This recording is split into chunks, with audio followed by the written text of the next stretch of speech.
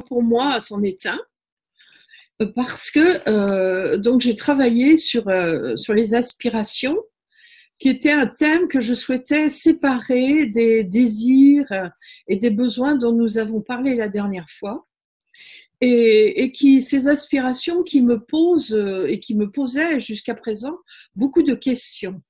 Parce que parmi nous, la plupart d'entre nous d'ailleurs, avons des aspirations. Je le sais, puisque nous sommes pratiquement tous là sur un chemin de développement personnel ou même spirituel depuis de longues années. Nous avons investi beaucoup de temps et d'énergie, et nous investissons encore beaucoup de temps et d'énergie pour vivre au meilleur niveau de nous-mêmes. Et donc, ça veut dire que en nous, il y a une aspiration forte. Et pour autant, qui parmi nous est éveillé? Qui parmi nous arrive à faire tout ce qu'il a prévu de faire, à méditer 3 fois par jour, à lire tous les jours 20 minutes d'entretien, je sais pas, toute la liste des choses, les mouvements régulièrement, 10 minutes par jour, et toutes les choses que nous sommes censés faire pour arriver un jour à nous éveiller. Et donc, c'est une question que je me pose parce que nous sommes quand même 1300 ou 1600 personnes sur cette terre à être dans la même situation et que, bien, visiblement, ça n'est pas si facile. Peut-être ça l'est pour vous, je ne sais pas, hein, après tout, mais en tout cas, pour moi, ça ne l'est pas. Et je pense que globalement, ça ne l'est pas. Donc, je me suis dit, les aspirations, c'est indispensable sur un chemin, mais il y a certainement quelque chose qui manque à l'aspiration en elle-même pour qu'elle puisse se réaliser. Et en cherchant, j'ai trouvé dans les cours et par ailleurs, en tout cas, ce qui nous manque. Et donc, c'est ça que je vais partager avec vous ce soir. On est toujours dans le processus M et on sait que dans le processus M, pour le pratiquer, régulièrement pour en faire une seconde peau, une seconde nature, eh bien, il faut avoir compris profondément l'intérêt de ce processus.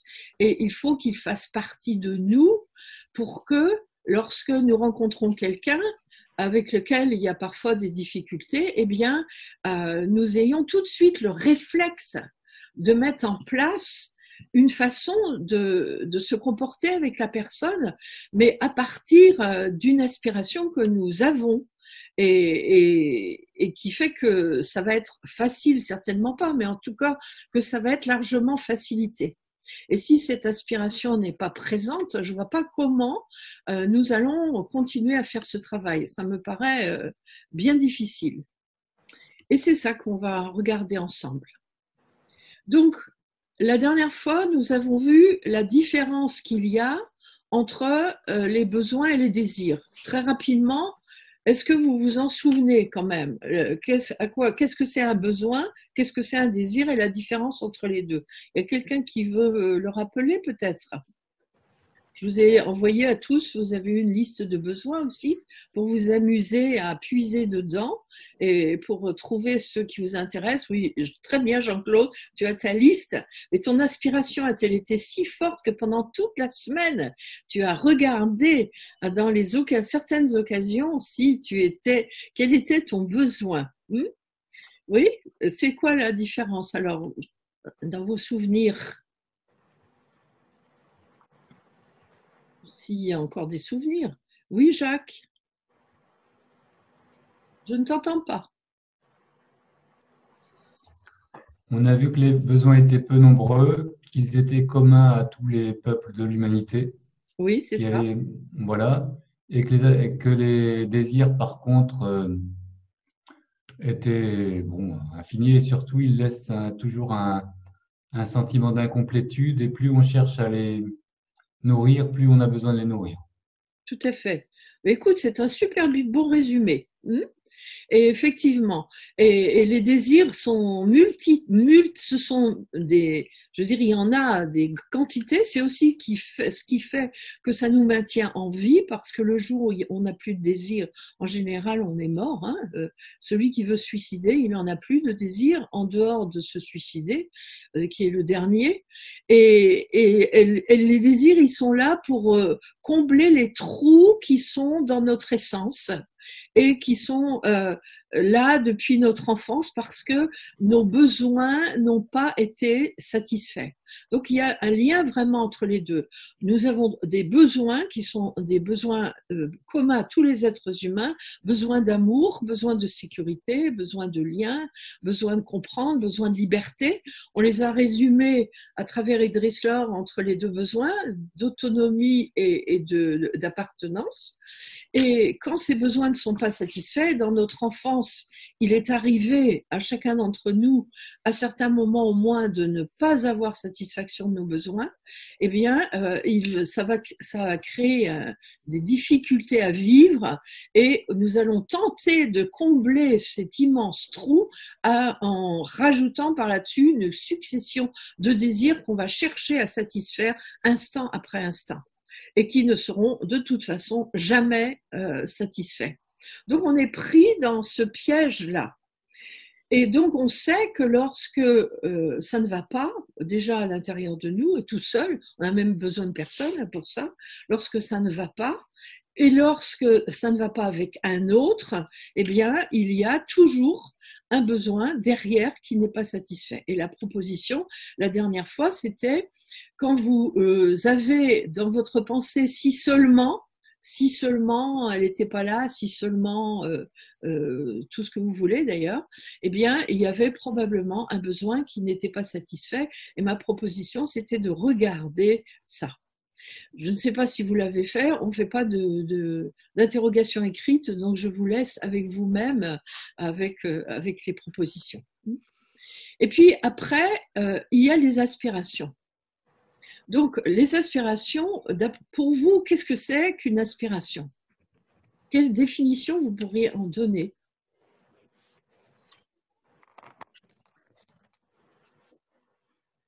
Par rapport aux besoins, qu'est-ce que c'est?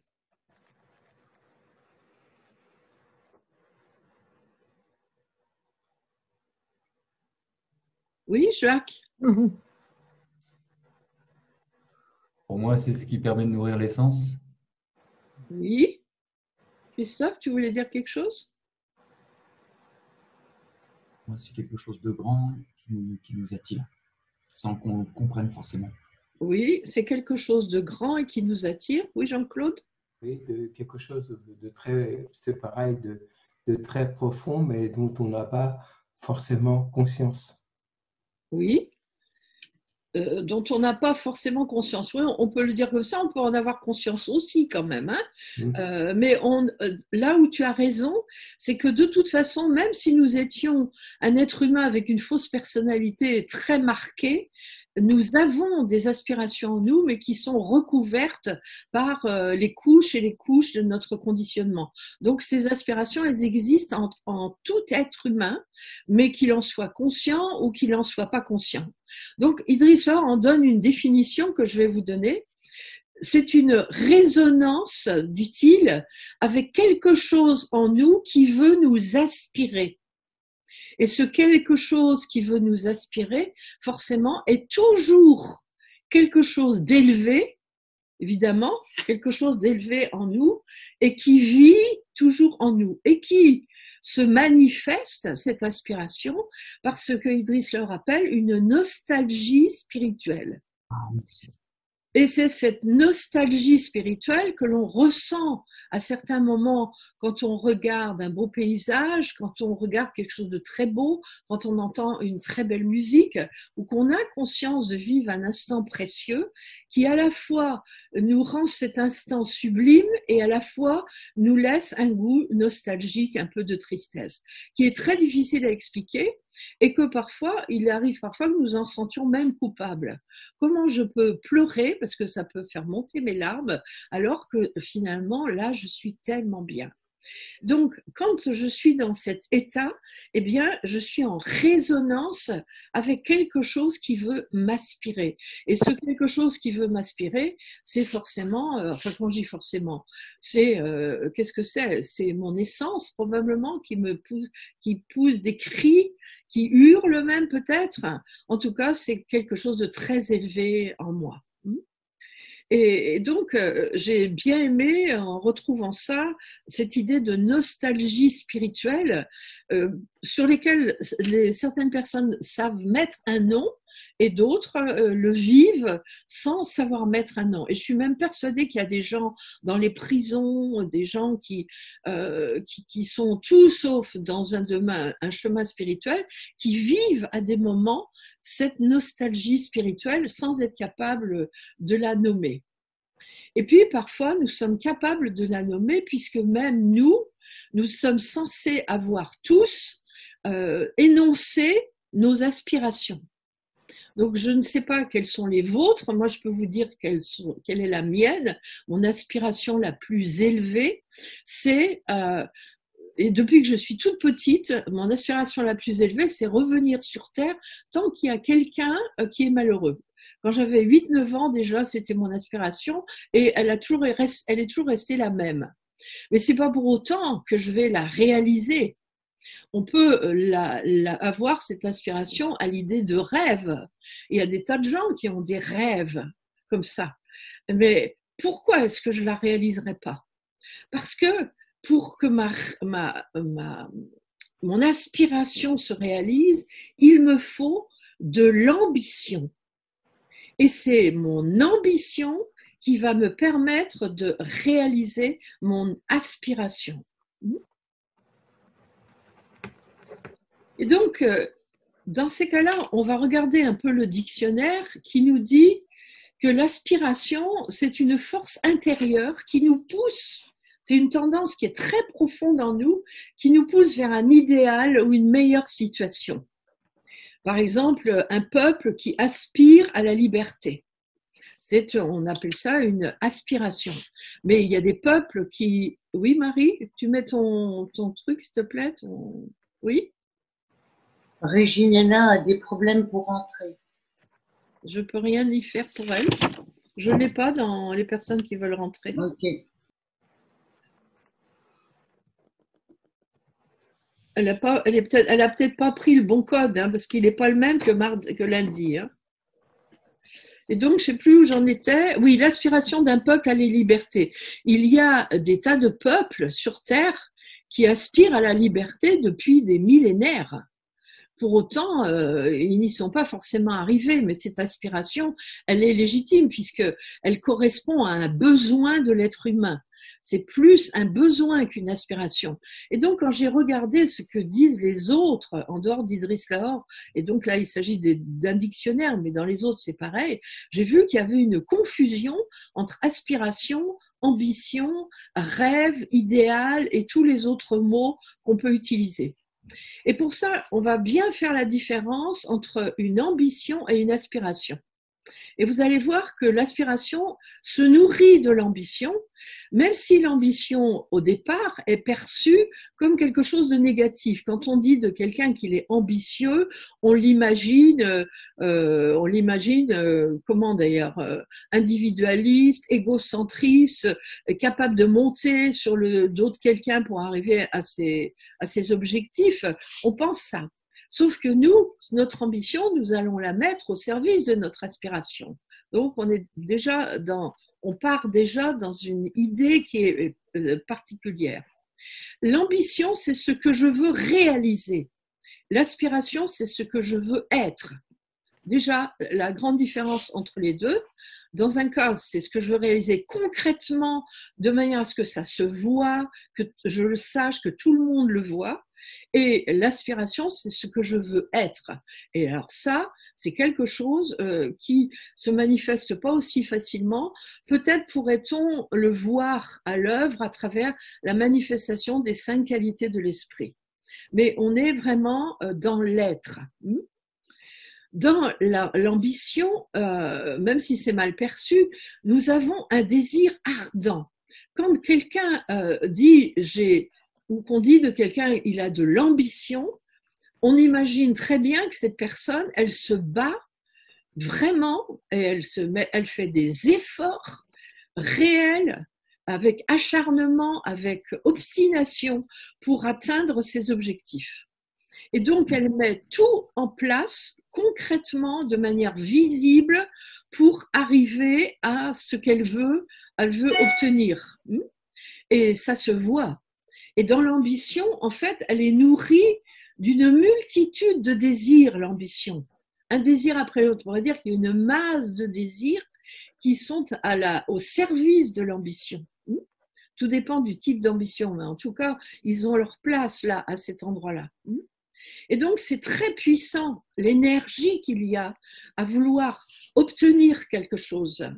C'est très puissant. Et il n'existe pas quelqu'un d'ambitieux qui soit rien du tout. Enfin, je veux dire, quelqu'un d'ambitieux, il arrive à ses fins, même s'il met du temps. Et quand on parle de quelqu'un en le nommant comme ça, on sait que si on embauche quelqu'un dont on attend qu'il va réussir quelque chose, on sait que celui-là, il va y arriver parce qu'il est ambitieux. Donc, ce que je veux simplement, que vous compreniez l'énergie qu'il y a dans cette envie de réussir quelque chose de concret. Par exemple, on peut avoir comme ambition de devenir médecin. Si j'ai une ambition de devenir médecin, je vais travailler comme un fou, je vais me passer de mes week-ends, je vais passer des sorties, je vais privilégier mes études, je vais m'accorder un temps, un travail intensif pour réaliser ça. Je vois parmi nous, là, il y a Patricia, par exemple, qui a des diplômes sans arrêt. En ayant un boulot comme elle a et des activités comme elle a voulu avoir son diplôme, elle a eu son diplôme et elle s'est donné le moyen, elle a payé le prix en temps, en argent, en énergie, en fatigue pour y arriver. Et donc aujourd'hui, Patricia, je l'ai devant moi, c'est pour ça que je pense à toi. Patricia, elle est kinésithérapeute bardée d'autres diplômes complémentaires qui lui permettent de traiter les gens au niveau énergétique, au niveau systémique, avec les plantes, avec des tas de choses. Ça, c'est l'ambition. Mais l'ambition au service de quoi ? Si je veux être médecin ou si je veux être une Patricia bardée de diplômes, c'est au service de mon aspiration. Et mon aspiration derrière, c'est de pouvoir redonner aux autres le maximum de choses pour qu'ils soient heureux, pour qu'ils soient guéris, pour les aider à se réaliser, à se développer spirituellement. Plus j'ai d'outils à ma disposition, plus je vais pouvoir être compétent, plus je vais pouvoir être bon dans mon domaine, plus vais pouvoir aider les autres. Et je fais ça dans le but d'aider les autres. Et ça, c'est mon aspiration. Je peux être médecin parce que je veux gagner du fric et avoir une position sociale ou faire plaisir à mon père, à ma mère, et ça peut être aussi ça, et c'est pas interdit, hein. Mais je peux aussi être médecin parce que mon aspiration, c'est de donner aux êtres humains des soins de meilleure qualité possible à travers aussi mon niveau d'être. Et donc, je vais veiller à me perfectionner, à approfondir, à affiner, à développer le plus possible mes talents. Je resterai pas basiquement au niveau où j'ai appris au départ. Je vais sans arrêt entretenir parce que je veux donner le meilleur niveau aux autres. Ça, c'est l'aspiration. Mais vous voyez bien que l'aspiration, elle peut se concrétiser que parce que il y a l'ambition qui nous permet vraiment de faire tout ce qu'il faut pour y arriver. Autrement, on peut avoir une aspiration toute notre vie, mais ne jamais y arriver. Donc, ça s'appuie sur l'ambition qu'on a et qu'on met en œuvre de façon concrète dans sa vie de tous les jours. Dans une ambition il y a une part de risque, il y a une part de folie un peu. C'est un peu insensé parfois l'ambition. Patricia, par exemple, je la recite, mais il y en a d'autres parmi vous, je sais aussi, j'en vois devant moi, mais je connais moins vos histoires. Hein. Elle il y a une part de folie dans ce qu'elle a fait. À un certain âge, c'est complètement débile. Attends, tu as tout ce qu'il faut, tu as une clientèle, tu gagnes bien ta vie. Qu'est-ce que tu vas t'emmerder quoi, à faire tout ça? Et Mireille, moi je me rappelle de Mireille, quand je l'ai rencontrée à la Luce, elle me parlait de temps en temps, un jour j'aimerais bien avoir un centre et tout ça, moi j'y croyais pas trop. Mais Mireille aujourd'hui, elle a un centre et qui reçoit des gens et je sais que elle fait plein de choses dans son centre et que c'est lié à une aspiration. Pourquoi est-ce qu'on ouvrirait un centre du Samadeva? Parce que on veut permettre on veut permettre aux gens de trouver un lieu où se regrouper, où travailler ensemble pour élever leur niveau d'être. Et donc, ça s'est bien appuyé concrètement sur quelque chose qu'il a fallu faire pour que ça puisse se réaliser. Autrement, Mireille, elle aurait pu passer le reste de sa vie à pleurer parce qu'elle n'avait pas pu faire son centre. Est-ce que vous comprenez? Peut-être qu'elle aurait été obligée de réduire son ambition parce que c'était trop cher, parce que je ne sais pas quoi. On s'adapte après, mais l'ambition, elle est toujours quand même posée concrètement. Est-ce que vous comprenez la différence? Elle est énorme, la différence. Mais l'un est au service de l'autre. Et il n'y a pas de négatif à avoir par rapport à l'ambition. L'ambition, elle est ce qu'on veut. C'est à nous de lui donner le niveau qu'on veut. Mais si je ne la pose pas, concrètement, je n'arriverai pas à réaliser mes aspirations. Ce qui permet à chacun de voir où il en est par rapport à son aspiration. Est-ce que l'aspiration que j'ai, elle est à la mesure de l'ambition que j'ai aussi? Et est-ce que je mets toute l'énergie à réaliser? Mais à réaliser quoi? Qu'est-ce que j'ai comme projet concret? Alors certains disent, moi, je me suis dit, je vais faire 10 stages par mois. Marie-Joëlle, elle va dire, moi, je fais la formation NPS avec Enea et je vais méditer et autres. Chacun a trouvé sa manière. Donc, vous avez posé des choses et quelquefois qui sont un peu folles, peut-être les vôtres autour de vous, ils disent, mais tu es complètement siphonné, tu y es tout le temps avec ces gens. Occupe-toi de moi un petit peu. Qu'est-ce que c'est que ce truc? Qui c'est ces gens-là avec qui tu passes tant de temps, avec qui tu donnes des sous? On se demande pourquoi. Est-ce que ça te sert à quelque chose? Oui, ça me sert parce que moi j'ai besoin de ça pour réaliser mon aspiration. L'important, c'est que chacun trouve quoi, comment, peu importe, et puis qu'il le fasse et que ce ne soit pas juste un rêve et que les mois passent en disant mince, j'avais dit que je le ferais et finalement je ne l'ai pas fait. Ça, c'est un rêve. Et les rêves, ça n'amène absolument nulle part. Il faut avoir cette ambition. Et il faut que vous compreniez aussi que l'ambition, elle se nourrit de besoins. C'est-à-dire, on ne peut pas réaliser quelque chose d'ambitieux si ça ne s'assied pas sur la satisfaction de besoins de base. Quelqu'un qui est insécurisé, quelqu'un qui n'a pas de relation, qui se sent seul au monde, qui se sent coupé des autres, qui n'a pas la liberté suffisante, quelqu'un qui n'a pas la sécurité suffisante, matérielle ou autre, la personne ne peut pas avoir de l'ambition. Donc, au départ, il y a besoin de vérifier que mes besoins de base sont satisfaits. Et c'est sur la satisfaction minimum de mes besoins de base que mon ambition peut s'asseoir et peut se réaliser. Autrement, c'est pas possible. Il y a trop de trous, il y a trop de souffrances, il y a trop de choses qui vont m'en empêcher. On a déjà toutes nos défenses, on a déjà tous nos conditionnements, on a déjà toutes nos intrications qui nous bloquent un peu la route, et qu'il faut déblayer au fur et à mesure. Mais ça fait partie de nos ambitions. Je veux traiter ce problème, je veux traiter ce problème, je veux traiter ce problème d'une façon, d'une autre, je veux le traiter et je vais faire 3 protocoles énergétiques et je vais faire machin et je vais aller voir un tel et je fais mon plan d'action et je vais faire jusqu'au bout, jusqu'à ce que je me sente sereine, tranquille, posée. Et à partir de là, je sais que je vais pouvoir avancer vers mon aspiration. Donc, vous comprenez? C'est vraiment très concret. Et c'est à chacun de faire sa liste et c'est à chacun de regarder à quel endroit il fait et à quel endroit il ne fait pas. Alors après, l'aspiration, c'est quoi? Eh ben, c'est la réalisation de soi. C'est le sens que je donne à ma vie. C'est ça l'aspiration. Quelle mission je veux donner à ma vie? quel sens je veux donner à ma vie. Et on voit la grandeur, la beauté, le bon sens, je ne sais même pas quel mot dire, de tout ce que Idriss Laure nous a donné. Parce qu'à travers tout son enseignement, on retrouve ces aspects que je viens de vous dire, avec d'autres mots, d'une autre manière. Mais quand même, c'est comme par exemple dans le cahier spirituel. Le cahier spirituel, il y a le but à très long terme, ça c'est mon aspiration, peut-être dans une autre vie, hein. Et puis il y a les buts à moyen et les buts à court terme. Les buts à court terme, c'est du très concret, hein. C'est jamais de l'abstrait, hein. C'est toujours un petit pas vers mon aspiration.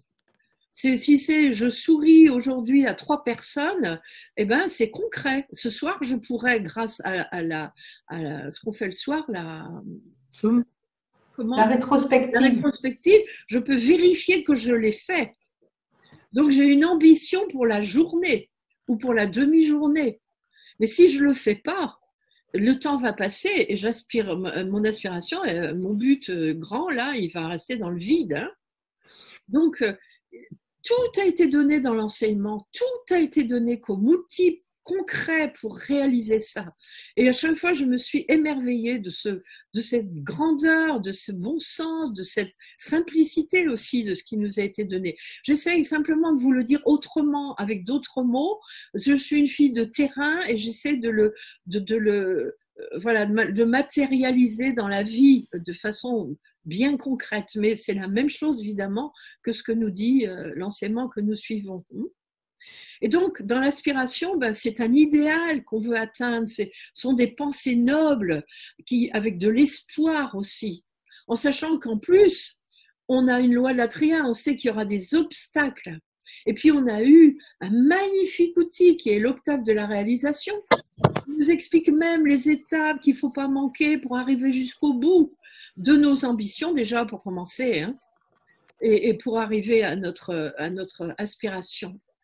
Et il y a d'ailleurs un stage qui est prévu sur l'octave de la réalisation pendant 2 jours parce que j'ai envie de travailler à fond aussi ça, comme ça n'a jamais été fait, pour vraiment que chacun puisse faire ce travail, quoi. Et ensuite, après, il y a des étapes que Idriss Laure nous donne et qu'on retrouve dans des tas d'endroits. On ne peut pas aspirer à quelque chose sans se sentir libre. On a la liberté de vouloir ce qu'on veut, quoi. On est libre de son aspiration, même si c'est délirant, ça ne regarde personne. Et bien sûr, on va être obligé de dégager du temps pour le faire. On va être obligé d'apprendre à se relier. Se relier, c'est indispensable pour se mettre en résonance avec son aspiration. Et il va falloir apprendre à libérer ses talents. Si mes talents, je ne les connais pas ou que je suis coincée, je fais une constellation, je fais un protocole énergétique, je fais un stage, je ne sais pas ce que je fais, mais je fais quelque chose. Je ne reste pas avec ça en suspens. Et puis, je veille à me relever quand je tombe et aussi à savoir m'entourer parce qu'on sait qu'un homme seul ne peut rien. Seul, je n'y arrive pas. J'ai besoin des autres pour en parler, pour me confronter. On a des groupes pour ça. On a tellement de choses pour ça. Et puis, on n'oublie pas non plus le plaisir. Parce que je ne peux pas faire tout ça sans plaisir. C'est pas le bagne. C'est pas les rames, c'est dans le sable. Il faut que j'aille. Voilà. Non, il faut qu'il y ait du plaisir. Parce que s'il n'y a plus de plaisir, je ne le ferai pas, quoi. Donc, j'ai l'obligation du plaisir. C'est une obligation, voilà. Sans plaisir, ça va coincer, ça ne marchera pas. Voilà, en gros, il y aurait des milliers d'autres choses à vous dire, mais déjà, je trouve que c'est pas mal, hein. Alors, on aura des petits obstacles, bien sûr, hein.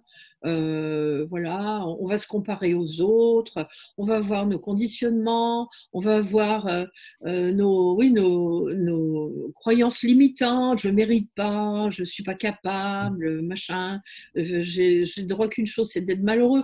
On verra tout ça dans les scénarios de vie pour ceux qui seront là, il y en a 2, 3 pendant ce week-end, et on va avoir plein de choses qui vont me bloquer, mais c'est pas grave, ça fait partie de notre ambition et nous allons y travailler. Il faut un peu de temps, hein, ça se fait pas du jour au lendemain, mais c'est pas grave. Avec de la persévérance et de la pugnacité, il n'y a aucune raison de pas y arriver. Parce qu'on sait pourquoi on veut y arriver, puisqu'on a une aspiration très élevée.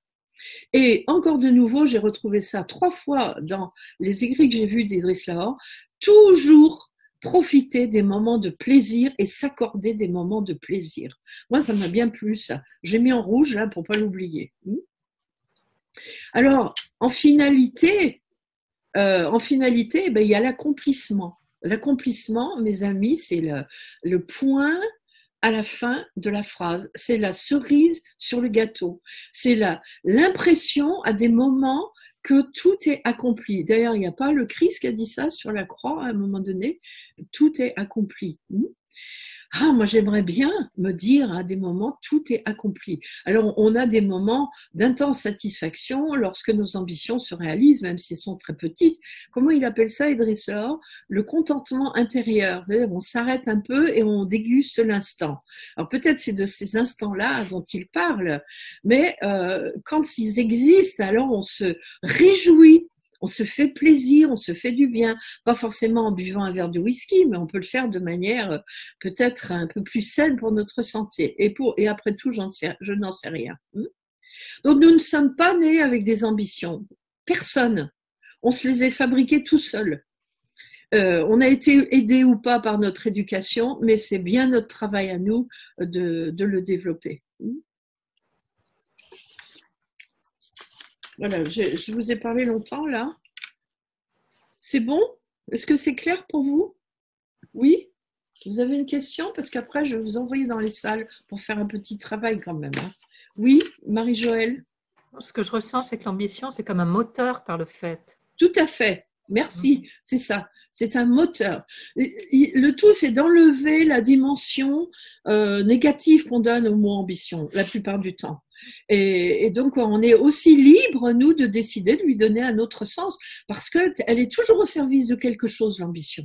Et nous, on sait pourquoi elle est au service de quoi, cette ambition. Et donc, on est un peu fou, quoi. C'est vrai qu'on est un peu fou. Quelqu'un qui est ambitieux, il est toujours un peu cinglé.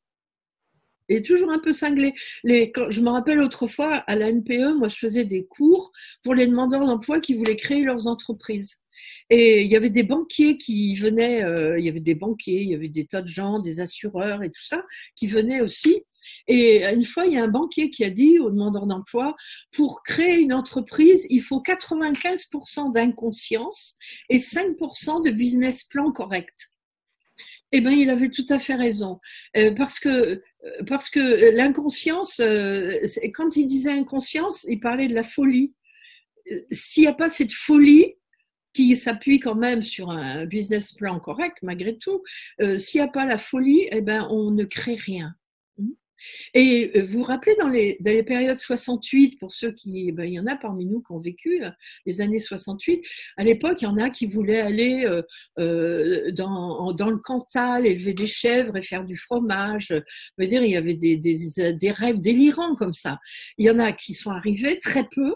Et puis les autres, ils sont complètement plantés. Aujourd'hui, c'est des petits bourgeois, comme tout le monde, qui habitent en centre-ville avec la maison secondaire. Hein. Donc, pourquoi il y en a qui sont arrivés? Pourquoi il y en a qui ne sont pas arrivés? Même parce qu'il y en avait qui l'ont fait au service d'une aspiration élevée, écologique ou autre. Et puis d'autres, c'était juste un rêve de petits garçons, de petites filles un peu frustrés.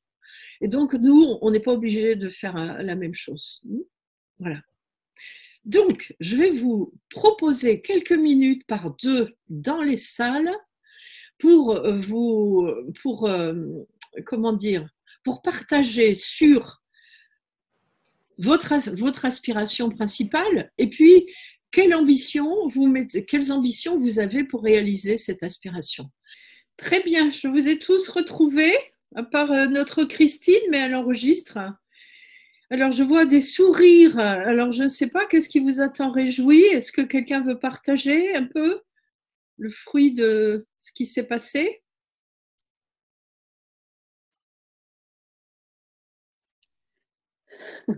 Oui, Mireille?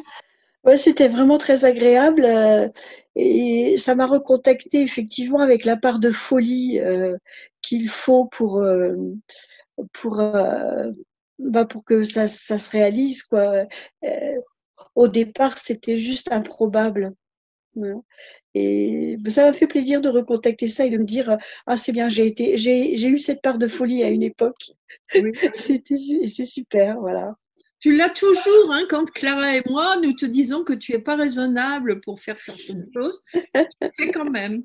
Voilà, c'est une folie mesurée quand même, hein. Ok. Oui. Oui, oui, c'est vrai, je me rappelle de ça. Quelqu'un d'autre, hein?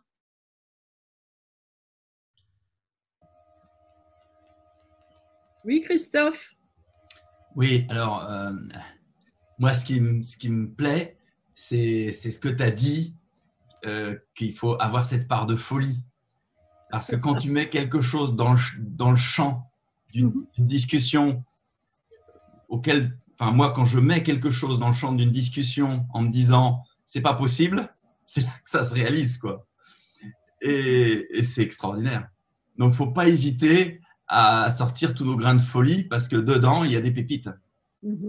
Voilà. Même si moi, je veux changer le monde, mais je dis ça en rigolant, mais il y a peut-être des petits morceaux qu'avec les autres, on réussira à changer. Et j'ose y croire. Oui. Voilà. Alors, juste, on fait attention au piège de ceux qui disent quand on veut, on peut. Les gens qui disent quand on veut, on peut ne sont pas forcément ceux qui arrivent. Ça peut être une croyance, hein, aussi limitante. J'entends. Patricia, tu voulais dire? Oui, effectivement, la folie, nous en avons discuté aussi. Tous les sacrifices que j'ai faits pour avancer dans ma vie vers mes objectifs, mes aspirations, pour moi, je ne les ai pas vécus comme des sacrifices. Hein, c'était plutôt mon entourage. Et par contre, c'était en soi ressentir la certitude qu'on est juste et qu'on vit sa mission de vie et avoir foi dans tout ce qu'on met en place. Ça, c'est important parce que si on a le moindre doute et si on ne nourrit pas cette confiance pour y arriver, eh bien, à un moment donné, ça s'effiloche et on n'y arrive pas. Donc, Oui. c'est vraiment avoir quelque chose de l'ordre de la certitude. Oui. Et on se rappelle que ça ne peut s'enraciner que sur des besoins satisfaits, hein, des besoins de base de tout être humain. C'est pour ça que certains n'y arrivent pas non plus. Bon, c'est bon alors? Tout le monde a pu faire son petit bilan du lien entre ses ambitions et son aspiration. Je vous vois tous bien partis pour, hein, donc réjouissons-nous ensemble, finalement.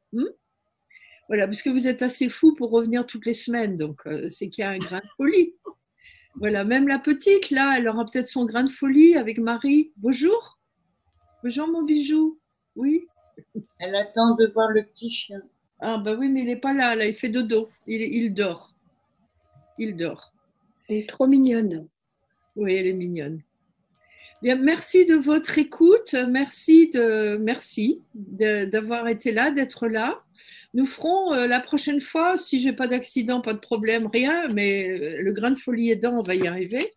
Le dernier thème, c'est être vrai mode d'emploi. Là, il y aura surtout une pratique. Je compte sur mon amie Sandra, si elle est là la prochaine fois, pour vraiment démarrer un début de processus M sur une problématique. Donc, une fois que vous avez l'état d'esprit, normalement, vous avez l'état d'esprit, il est bien posé. Vous avez bien compris l'importance de ce travail. À ce moment-là, normalement, on va pouvoir commencer à faire des processus M. Donc, venez avec un problème, avec une personne, hein, ou un problème avec vous-même, et puis nous en parlerons. Allez farfouiller dans la liste des besoins, commencez à le préparer tranquillement, parce que vous allez vous retrouver dans les salles, et c'est mieux si vous avez préparé un petit peu les choses. Il faut avoir de l'ambition pour la semaine. Voilà. Merci beaucoup. Bonne fin de journée. Avec joie de vous retrouver bientôt. Bye bye. Bye bye, merci Colline. Au revoir. Oui, Colline, je suis arrivée quelques minutes en retard. Je n'ai pas eu l'autorisation d'enregistrer. Est-ce que quelqu'un peut m'envoyer l'enregistrement? Mais bien sûr, Marie va te l'envoyer, tu vois. Ok, merci beaucoup. Et puis le samedi, pour certains parmi vous, avec plaisir. Bye bye. Bye bye. Bye bye.